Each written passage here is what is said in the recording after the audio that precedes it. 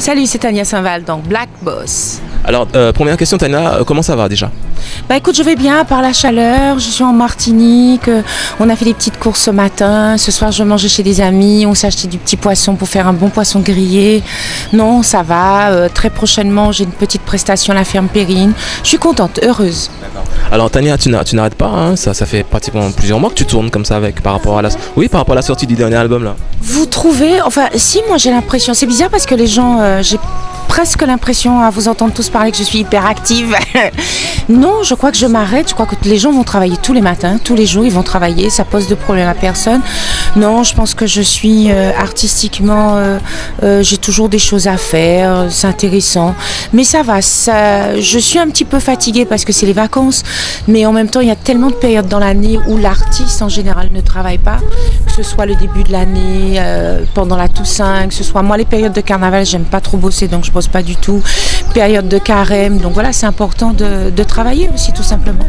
On a beaucoup de jeunes qui nous regardent, qui nous écoutent. C'est toujours bon de se remémorer un petit peu pour eux le début de ta carrière. Comment tu as débuté dans la musique, Tania? Alors, de manière professionnelle ou avant? Musicale, le début? Écoute, né avec un papa chanteur, musicien qui s'appelait Tino Saint-Val et qui a fait des choses intéressantes, surtout dans la Begin, donc mordu de musique. Ma mère tenait un petit magasin à l'angle, à Pointe-à-Pitre, de musique, qui faisait du blues, du jazz et du gospel, donc j'ai entendu Billy Jackson, Billie Holiday, enfin j'ai entendu tous les plus grands dans cette petite boutique.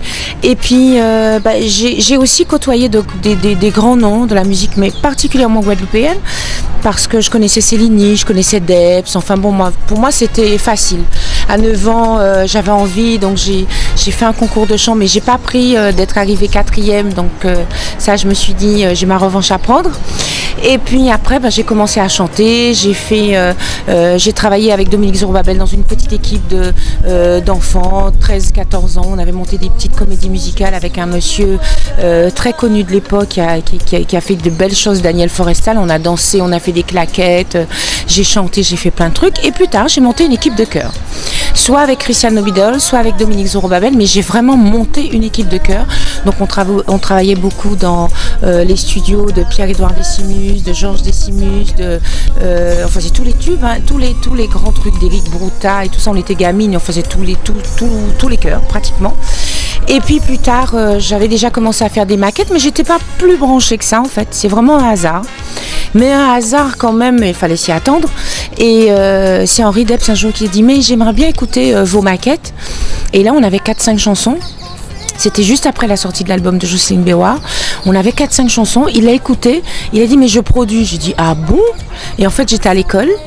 On a fait d'autres chansons très rapidement et l'album est sorti dans la foulée. Est-ce que ta première chanson, c'était pas avec les Vikings? Ma première chanson, c'était les Vikings en 1985. Il y avait Gilles Floreau, Frédéric Caracas, Willy Salzedo, Guy Jacquet. Il y avait Catherine Paris, mais qui n'était pas là pour la photo, mais elle était sur l'album. Et effectivement, c'était en 1985, d'où 85, 2010, les 25 ans de carrière.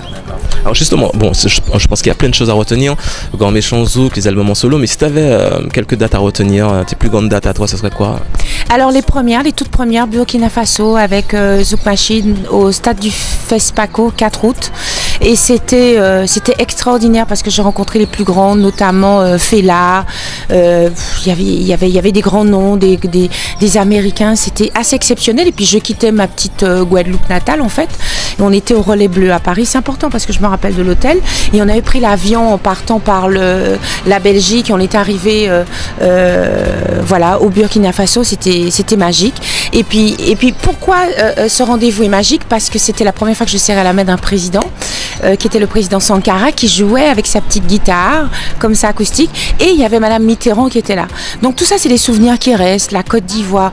Et bon, avec nos yeux d'enfant, parce qu'on sort de l'école, on est gamine, moi je sais plus, j'avais 19, 20 ans ou 21 ans, j'étais vraiment émerveillée par ce milieu. J'avais de la crainte, j'avais beaucoup de crainte, mais j'aimais beaucoup la musique. Bon, bien plus tard, ce métier m'a appris à me forger, parce que j'ai reçu plein de claques, mais des claques qui m'ont permis de grandir et d'aimer, d'apprécier ce métier encore encore aujourd'hui.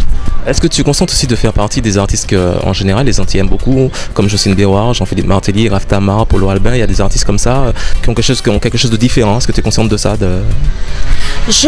Honnêtement, je pense que c'est orgueilleux d'arriver à expliquer les choses ou de bien les comprendre, mais c'est vrai que je dirais tout simplement que je suis dans ce milieu depuis longtemps. Mais tous les gens que tu as énumérés sont pour moi des gens qui m'ont donné envie de faire de la musique. Avec Polo, c'est vrai qu'on a un magnifique duo, qu'on n'entend pas beaucoup, mais on a un magnifique duo.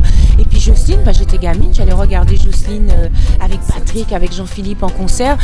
Quand ils ont reçu leur premier disque d'or, et c'est bon, moi j'étais de la Guadeloupe, je suis de la Guadeloupe, donc quand ils ont reçu leur premier disque d'or et qu'on leur a remis le disque d'or, que c'était Anse Bertrand, moi j'étais devant, j'étais là, ouais, voilà. Et Patrick, je passais devant chez lui tous les jours pour aller à l'école.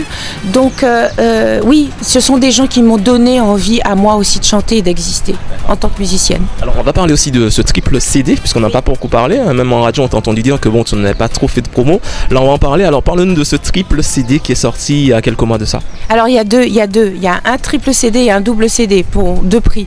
Alors en fait ce CD est sorti en novembre pour marquer le côté des 25 ans de carrière de Tania Saint-Val. Voilà quoi, c'était exceptionnel parce que je voulais faire un produit complètement différent qui soit pas un best-of comme tous les best-of. Je me dis à un moment donné, faut pas se moquer des gens, les gens m'ont porté, les gens m'ont donné, les gens m'ont aimé, les gens m'aiment encore, ils m'applaudissent, ils me permettent de vivre, de travailler, de gagner ma vie, donc voilà, je pouvais pas me moquer du monde, d'où triple CD, premier CD revu, refait par Frédéric Caracas dans tout son entier avec plein de chansons revues et corrigées par lui, réarrangées, qui sont les tubes de Tania. Deuxième CD avec que du mastering et des chansons qu'on n'entend plus en fait. Donc par exemple il y a une belle chanson de Ronald Tull, il y a un duo avec Dadou Pasquet. On peut retrouver les fanatiques de En Love et Boogiezou qui ont perdu leur album Améthyste peuvent retrouver ces chansons-là, donc des chansons de Pascal Adams. Et le troisième CD où je me suis débrouillée toute seule comme une grande, et c'était ma grosse première réalisation en studio. Voilà, il m'a fallu faire et refaire, mais je suis contente du résultat avec des chansons extraordinaires. Et quand on regarde cet album, il y a énormément de musiciens, que ce soit martiniquais ou guadeloupéens dans cet album. Il a été fait entre Martinique, Guadeloupe et Paris. Oui, c'est un beau produit, un beau coffret avec de super jolies photos. Voilà, c'est un produit qu'il faut avoir et oui, il fallait qu'on en parle. Alors là, nous sommes en juillet. Est-ce qu'il y a des projets à venir pour les semaines à venir et pour le mois d'août aussi, pour ces grandes vacances? Oui, il y a plein de projets, il y a plein de propositions de galas, de concerts, que ce soit en Afrique, que ce soit en Martinique, en Guadeloupe, à Saint-Martin. Donc voilà, il y a plein de propositions, des choses superbes. Il y a aussi une date pour le festival en Lausanne. J'ai pas retenu la date, je crois que c'est le 23 ou le 24. Juste avant, il y aura une date à Marseille. Tout ça, ça fait que ça bouge. Entre les deux, oui, il y a des petites semaines pour prendre du temps en famille, mais je vais me garder Noël pour passer du temps en famille et profiter des garçons.